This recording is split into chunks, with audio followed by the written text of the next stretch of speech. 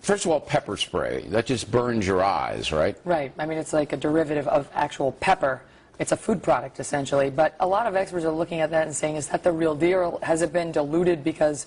Yeah, they should have more of a reaction yeah, than but that's really beside the point. I mean, it was something that was obviously abrasive and intrusive. And they wanted them... Several went to the hospital. Right. They just wanted them to get out of there, stop blocking what they were blocking. Yes. You wanted to scatter them. This was on the chancellor's orders. The chancellor ordered the police to go in and force these students to disperse. That's and Linda Catali, or yes, Catay. And it is a crime. They were charged. 10 of them were charged with unlawful assembly and failure to disperse because they were posing a sit-in, a student protest. And you can do that. That's very American, but it may also happen to break the law. They wanted to get these people off the campus, and they didn't want to lay hands on them. Right. See, there's two ways to do this. You can do the pepper spray, or you can physically drag them out of there. They then did lay hands on them. I know, but you don't want to lay hands on No, but what I'm saying is the police would respond by saying, you pepper spray first to allow the hands-on part to be less confrontational, because you're going to get less resistance when you got somebody who just got pepper sprayed. Yeah. Listen, I know the tape looks bad. I agree it looks bad.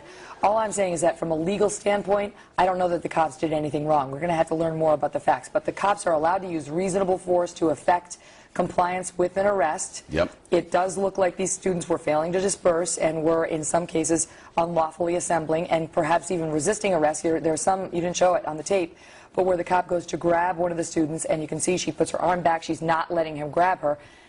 It looks like these cops have room to argue that this was not excessive force. Does that mean they should have effected the arrest in this way? That's a moral discussion. Yeah, but I don't think we have the right to Monday morning quarterback the police, and particularly at a place like UC Davis, which is, a fairly liberal campus, and they're not, running around. They came to the point where as you said, the chancellor said, look, you got to get them out of here. We can't operate a college like this, and so get them out. Now, the police chief has been placed on administrative leave, right, for obeying orders. Yes. Isn't that nice? Yes, and the chancellor is refusing to step down. Meantime, she's the one who gave the order, go in and get rid of these students. Why did you put the police chief, there's the police chief Because on I leave? think it's because this woman, well, she was overseeing the police who did this, first and foremost, and secondly, but she was ordered by the chancellor to do it. Right, and secondly, she came out and then defended her officers by saying, look, there is a little bit more to her story. Look, they felt surrounded, the students were around them, they felt under threat. I don't know that the tape shows that. I mean, do the cops look like they feel threatened right now? So you got to give them the presumption of innocence. Does this guy look like he feels threatened? I don't know. Well, we don't know, though. We can't see what's behind and what's being said.